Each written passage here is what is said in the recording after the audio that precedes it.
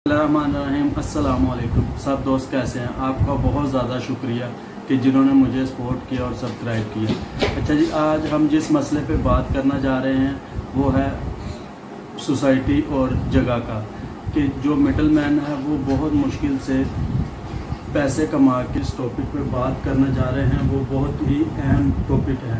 Common man एक या दो दफ़ा ही प्लॉट या घर खरीद सकता है। अगर उसमें कोई फ्रॉड हो जाए तो वो यकीनन बहुत बड़ी प्रॉब्लम का बायस बन सकता है। अगर आप किसी सोसाइटी या किसी प्राइवेट पर्सन से प्लाट खरीदें, या वो कमर्शियल हो या रेजिडेंस हो, उसके लिए आपको कुछ एहतियात करनी पड़ेगी। कुछ पॉइंट आपके जहन में बैठे होने चाहिए कि इनके ऊपर आपको गौर व फिक्र करना चाहिए और उसके बाद प्लॉट खरीदना चाहिए। सबसे पहले ये एहतियात करनी चाहिए जी, बेचने वाला जो शख्स सेल कर रहा है, जो आपको सेल कर रहा है, क्या वो अहल है, क्या वो मालिक है, वो सेल कर सकता है, क्या वो मालिक है, या अगर मालिक भी नहीं है तो क्या उसके पास मुख्तारनामा है कि वो आपकी प्रॉपर्टी आपके वहाँ पे बेच दे, या कुछ उसके पास चीज़ है। बाज़ दफ़ा कुछ ऐसे लोग भी हैं जो कहते हैं कि छोटा बच्चा है, ये मेरा भतीजा है, इसका प्लॉट है और मैं इसको बेच सकता हूँ। और कुछ लोग ऐसे कहते हैं कि भाजी ये मेरे भतीजे का प्लॉट है और वो आप ले सकते हैं, और बंदा चुप करके उस प्लॉट को लेने के लिए अहल हो जाता है। लेकिन ऐसा मुमकिन नहीं है। छोटे बच्चे के नाम पे या नाबालिग बच्चे के नाम पे कोई भी प्रॉपर्टी हो तो अदालत के बगैर कोई भी प्रॉपर्टी नहीं ले सकते, ना ही वो अदालत के बगैर सेल हो सकती है। सबसे पहले आपको बच्चे का गार्डियन अलाइट होना है, उसके बाद आपको कोर्ट में बताना पड़ेगा कि किस वजह से आप कर रहे हैं, कि या जैसे कि वेलफेयर, बच्चे की वेलफेयर के लिए कर रहे हैं, या बच्चे को कुछ नशमा के लिए बेच रहे हैं, कुछ भी कर रहे हैं तो फिर कर सकते हैं। जब भी आप रेजिडेंशन या कोई कमर्शियल कोई भी चीज़ ले रहे हैं तो उससे पहले आपको एहतियात करनी है कि चेक करें पहले ही कि उस बंदा एलिजिबल है, इसका किरदार कैसा है, और सबसे पहले उसकी वेरिफिकेशन करें जिस बंदे से आप प्लाट खरीद रहे हैं। क्यों? उसकी वजह यह है कि आप सारी ज़िंदगी की जमा पूंजी दे रहे हैं, और उस बंदे का किरदार टोटल डिटेल लें। कहीं ऐसा तो नहीं है कि वो प्रॉपर्टी डीलर है और वो खाली टोकन लेता है और उसके बाद वो आपको तंग करता है और वो आपको खड्डे में तंग करता है। इसके लिए थोड़ी सी आपको एहतियात करनी चाहिए। जिससे आप प्रॉपर्टी ले रहे हैं उस बंदे से आप बोलें कि हमें फर्द दें या कोई भी डॉक्यूमेंट्स दें जिससे आप वेरिफिकेशन करवा सकें। जैसे ही आपको डॉक्यूमेंट्स या कोई भी टाइटल देता है तो उसके लिए आपको ये चेक करना है कि इसके ऊपर आप किसी रहन में तो नहीं है, कोई स्टे तो नहीं है। इसको टोटल चेक करें, वो फर्द पे होगा, इस पर स्टे हो सकता है, किसी के मॉर्गेज हो सकती है, कुछ भी हो सकता है, बहुत सारे मामला तो हो सकते हैं इस प्रॉपर्टी के ऊपर। सारी चीज़ों को चेक करने के लिए आपने उस बंदे से फ़र्द लेनी है। अगर तो प्राइवेट प्रॉपर्टी है तो उस बंदे से आप फ़र्द लेंगे, और फ़र्द लेके तो अपने इलाके के पटवारी के पास चले जाएंगे और उन्हें बोलेंगे कि मुझे एक फ़र्द चाहिए।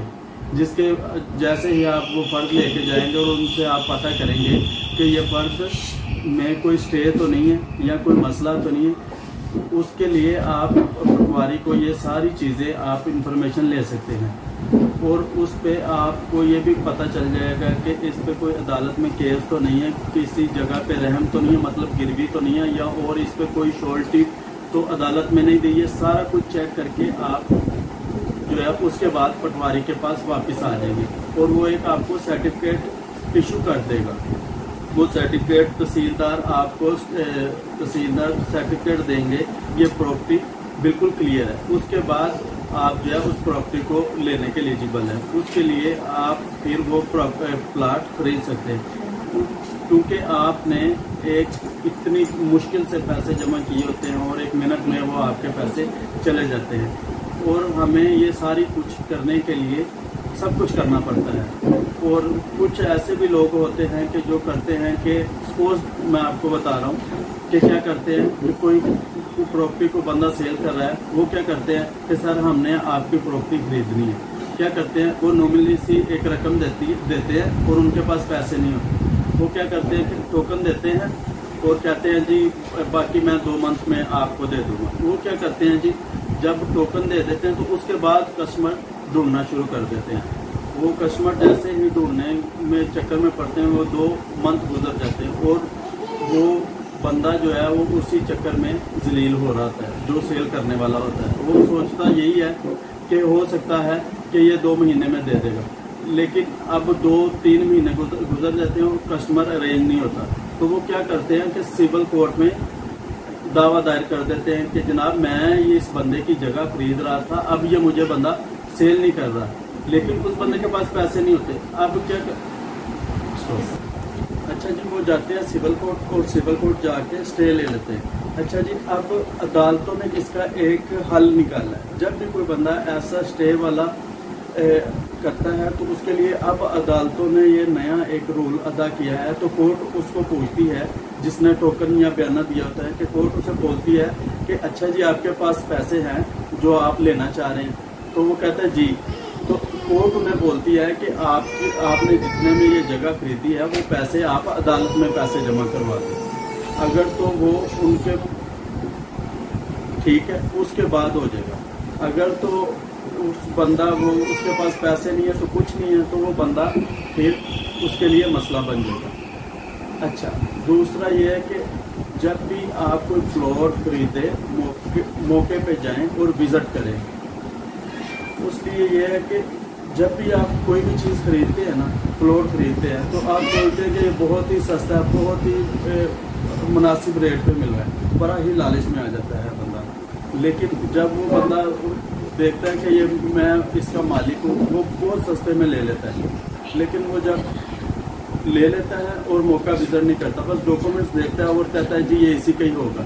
वो क्या करता है जी, मौका देखता नहीं है, रजिस्ट्री करवा लेता है, फर्द निकल आती है, सारा कुछ हो जाता है। लेकिन वो जब रजिस्ट्री करवा लेता है सब कुछ हो जाता है, लेकिन जब वो बंदा अपने मौके प्लॉट पे जाता है तो वो उतर जाता है, तो उससे अंदाज़ा होता है कि ये मौके पे जो प्लाट है उस पर तो कब्जा है। सपोज दे रहा हूँ, कुछ एक ऐसा मेरा दोस्त था, वो उसने ऐसे ही किया कि रजिस्ट्री करवा ली, और जब मौके पे गया तो वो आगे तो औरत थी, एक गुंडा टाइप की औरत थी जनाबे अल्लाह, वो सख्त कब्जे में था। वो बेचारे के पास रजिस्ट्री थी, लेकिन उसके पास कुछ भी नहीं था। लेकिन इसके लिए आपसे एक हम्बल रिक्वेस्ट है कि जब भी कोई चीज़ लें, कुछ भी लें, बहुत सारी रकम आप पे कर रहे होते हैं, तो आप उसके लिए एक मुकम्मल चीज़ के विजिट करें और उसको हर चीज़ को वेरीफाई करें। तो उस पर किसी भी जगह पे ले रहे हैं तो उसको पहले वेरिफिकेशन करें। आपके पैसे बहुत ज़्यादा कीमती हैं और इंसान की बहुत ज़्यादा मतलब ये होता है कि उसकी जमा पूंजी होती है और वो उसको लगा रहा होता है। सपोज एक आपको एक दूसरी बात ये बताता हूँ, जैसे ही आप एक सोसाइटी में, जैसे कोई सोसाइटी में घर ले रहे हैं तो सोसाइटी में भी बेहतरीन हाल है, तो उसकी सोसाइटी किसी भी सोसाइटी की विजिट है, उसकी फाइल लें और उसको सोसाइटी के एक ऑफिस में चले जाएं और उसकी एक फाइल को चेक करवाएं, कॉपी को, कि जनाब ये बंदे से मैं प्लाट ले रहा हूँ, इस पर कोई ड्यूज या कोई मसला तो नहीं है। अगर सोसाइटी वेरिफिकेशन कर दे कि ये ओके है, कोई मसला नहीं है, तो फिर आप ले सकते हैं। इसीलिए मैं आपसे यही रिक्वेस्ट करूँगा, आप किसी भी जगह से प्लॉट या किसी जगह पे फाइल वाली जगह ले रहे हैं, तो किसी भी जगह पे ले रहे हैं, तो सबसे पहले आपको इन चीज़ों की वेरिफिकेशन करनी चाहिए, जिससे आपके लिए बेहतरीन हाल ये है कि आपके कुछ चीज़ों से पैसे बच जाएंगे। अगर आप ऐसे नहीं करते तो इसमें आपके लिए मसला बनेगा, इसमें किसी बंदे के साथ मसला नहीं बनेगा। एक गरीब बंदा पूरी जमा पूंजी बहुत मुश्किल से जमा करता है, उसके बाद वो कोई ना कोई चीज़ लेने के लिए एलिजिबल होता है। लेकिन इन चीज़ों के लिए मैं आपको रिक्वेस्ट करता हूं कि आप किसी भी जगह पे जाते हैं तो उनके लिए आप सबसे पहले अपनी वेरिफिकेशन पूरी करें, ठीक है। आप किसी भी जगह पे जाते हैं तो वो सारी चीज़ों को वेरिफिकेशन करें और उसके बाद सब कुछ करें। बंडल ऑफ थैंक्स, आज के लिए इतना ही काफ़ी था। अस्सलाम वालेकुम।